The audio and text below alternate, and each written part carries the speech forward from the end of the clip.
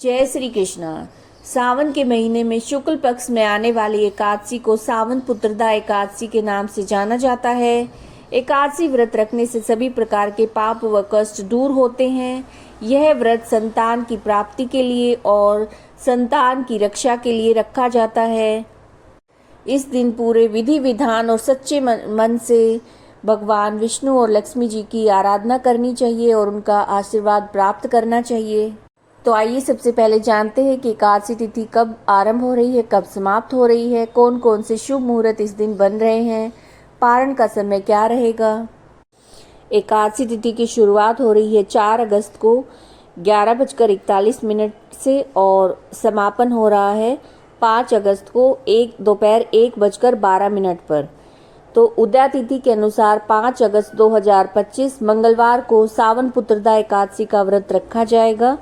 इसी दिन आखिरी मंगला गौरी व्रत भी पड़ रहा है, जो सावन के महीने में महिलाएं अखंड सौभाग्य के लिए रखती हैं और माता पार्वती की पूजा इस व्रत में की जाती है।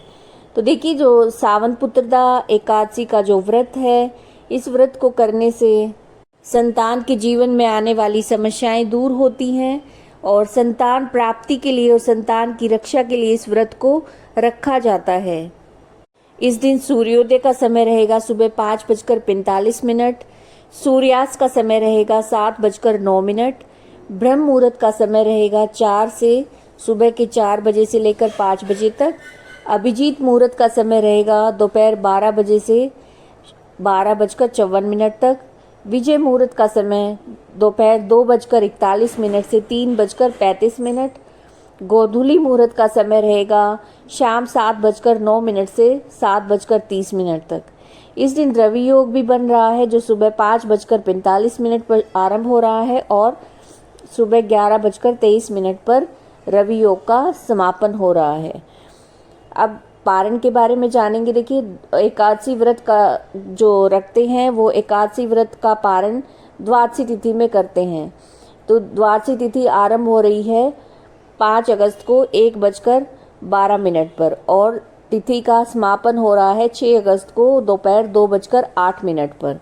तो जो पारण का समय रहेगा वो 6 अगस्त को सुबह 5:45 से 8:26 तक आप इस शुभ मुहूर्त में व्रत का पारण अवश्य कर लें।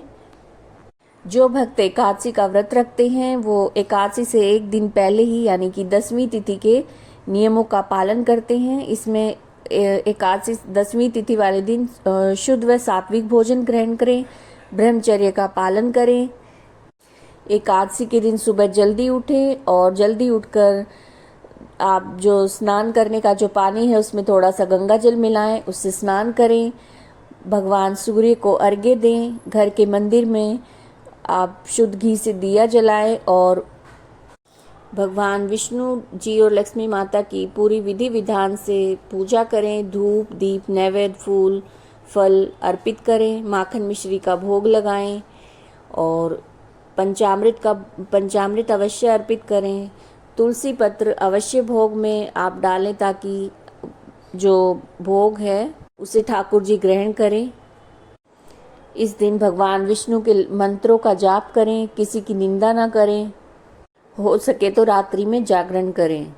और द्वादशी के दिन सुबह स्नान करके पूजा पाठ करके मंदिर में आप सीधा यानी कि जो कच्चा जो अनाज है, खाने की जो सामग्री है वो आप दें या फिर पंडित जी को भोजन कराएं। उसके बाद आप व्रत का पारण करें।